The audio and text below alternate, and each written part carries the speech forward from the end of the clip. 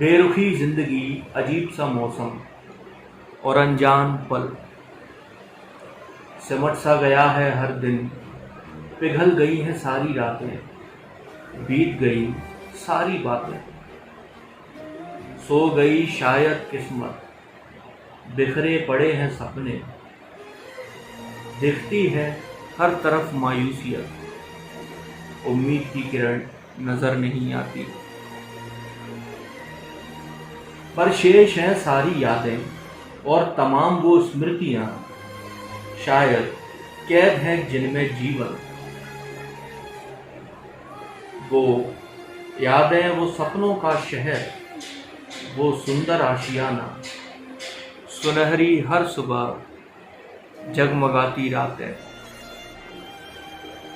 और वो घटी हुई सारी बातें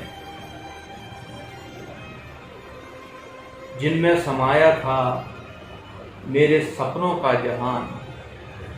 था वो सारी दुनिया से अनजान, खिलाफत थी सारी दुनिया की और रस्में थी अनजान। बस वहीं कहीं पीछे छूट गया मेरे सपनों का जहान।